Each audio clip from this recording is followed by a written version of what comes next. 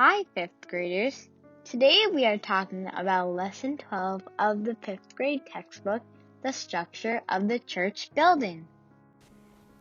George and Sarah are cousins. They are both in 5th grade and they love playing games outside. George likes soccer and Sarah likes dancing. They both love going to church every Sunday. Hi, Sarah. Hi, George. How are you both doing? We are doing great, Father Tom. Father Tom, isn't this church so beautiful? Of course it is. As you both know, the church is the house where God dwells. I love the sculpture of fish and bread in the basket that's carved on top of the main door. There is a lot of symbolism within the Malankara Catholic Church. Do you know in what direction the church is built? The church is built facing the east. It's built facing the east because just as the sun rises from the east, it's believed that the second coming of Christ is from the east. That's right, Sarah and George. The congregation also faces east in expectation of the second coming of the Lord. Do you know the structure of the Malankara Catholic Church is similar to the Temple of Jerusalem, which Solomon has constructed? Really? Yes, George. In the Temple of Jerusalem, the Gentiles were allowed to enter into the outer portico. Only the Jews were permitted to enter the inner portico, or the nave. The Levites stood in the holy place, and the high priest alone entered the Holy of Holies. So I guess Malankara Church has 4 sections too? That's right, Sarah. In the eastern part, there is a madbaha, similar to the Holy of Holies. Below that is the Questroma, demarked with rails, and still below is the Haikala, or the nave. And on the westernmost part, the Mondulum, similar to the external portico of the Temple of Jerusalem. Let us take a tour of all 4 parts of the church. Madbaha is the Holy of Holies of the church. This is where I stand now. Do you know what the Madbaha is? The Madbaha is the sanctuary. That's right, George. The sanctuary is the Holy of Holies of the church. Do you know the importance of the Madbaha? Yes, I know. It's the altar on which the sacrifice of the Holy Mass is offered. Good job, Sarah. The Madbaha is the sacrificial hall where the altar is placed. This is called the most holy place because there is the special presence and glory of God in this place. Do you know the meaning of the word Emmanuel? Yes, Father Tom. Didn't it mean God is with us? Excellent, Sarah. According to Dionysius, the father of the Church of Athens, the Madbaha signifies Emmanuel. It is in Madbaha that Jesus Christ is with us through the Holy Eucharist. That is why, according to the Malankara rite, at the time of the blessing of the Church, prime importance is given to the consecration of the Madbaha. The Fathers of the Church qualify the Madbaha as the symbol of heaven. Wow! I never knew all that. The Madbaha is an elevated place, having 9 steps from the Questroma. There should be at least 3 steps. Here we can see the 3 steps. Why do we have 3 or 9 steps? Good question, George. The 9 steps represent the places of the 9 choirs of angels. If there are 3 steps, they signify the places where the 3 rows of the army stands. This next area is the Questroma. This is where I stand now. Do you know what Questroma means? Questroma means an elevated place from the floor. That's right, Sarah.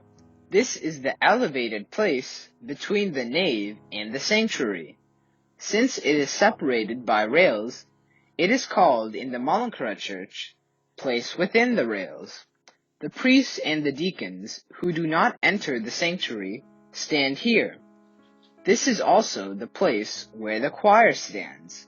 Nowadays, the table for prayer is also put in this place.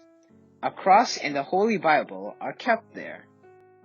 The next area is the Haikala, the largest portion of the church. Do you know what Haikala means? Haikala means the place of worship. That's right. This is the place where the people of God stand. This place could be compared to the inner portico of the Temple of Jerusalem. In the Temple of Jerusalem, the women attended service, standing behind the men. It was Mar Ivanios who introduced the custom of men standing on the northern side and women on the southern side of the church. Before entering the Haikala, the faithful bow and sign themselves with the cross and say Psalm chapter 66, verse 13. Do you know what the Bible verse says? I will come into your house with burnt offerings. I will pay you my vows. That's right. After entering the Haikala, the faithful worshipfully prostrate and pray thus: O Lord, I have entered your house. Heavenly King, I worshipped before your throne. Forgive me all the sins I have committed against you. Psalm chapter 5, verse 7. I never knew he had to say that. I will try to say it every time I come to church from now on. Yes, that sounds like a good idea, George. The fathers of the church qualify Haikala as the symbol of the earth. The next part is the Mondulum. Father Tom, what is a Mondulum? Mondulum is at the westernmost part of the church. This is where we are standing now.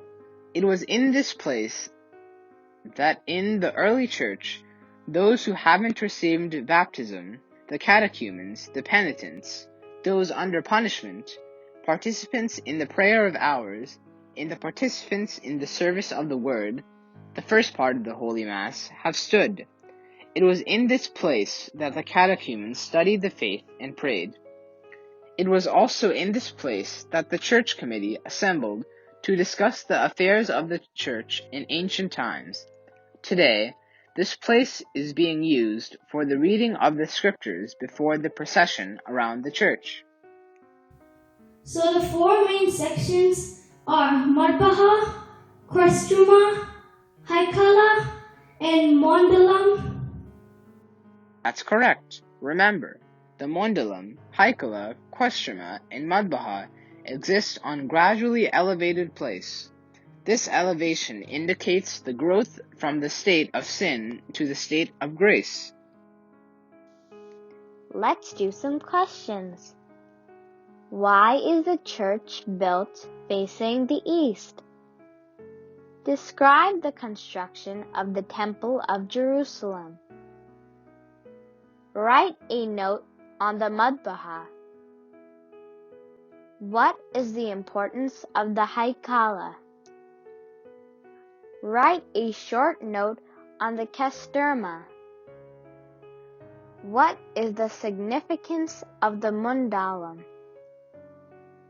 What does the 3 or 9 steps that separate the Madbaha from the Questroma represent? Fascinating facts. The church symbolizes Christ himself. Jesus said, "Destroy this temple, and in 3 days I will raise it up." But he was speaking about the temple of his body. The church building is designed as if the body of Christ laying on the cross, looking at the faithful.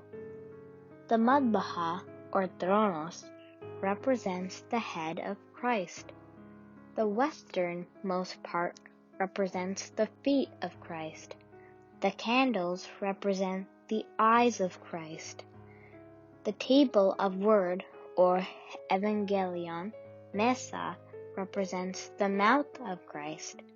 The confessional represents the ears of Christ, so the confessional has to be placed in the front of the church.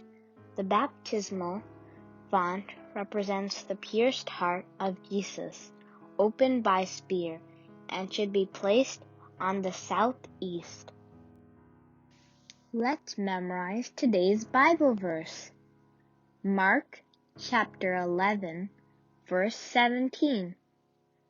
My house shall be called a house of prayer for all the nations. Life Witness. The church is the house of God. Therefore it is holy. Let us behave with respect and devotion in the church. Worship. The second Sunday of the liturgical year is known as Hudos Edo. The meaning of this word is the renovation of the church. On that day, in the hymn sung after the gospel, the sanctity of the church and the perfect sanctity of the sanctuary are especially remembered.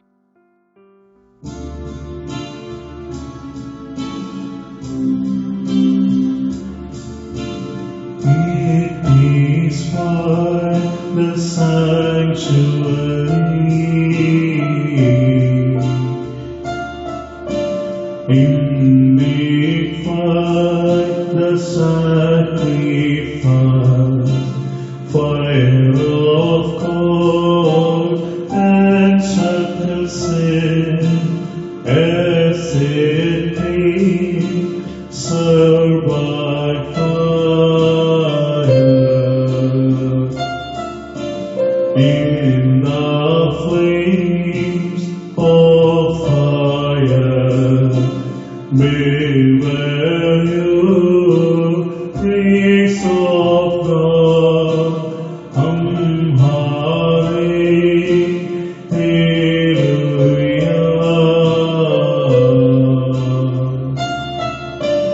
Oh, hallelujah.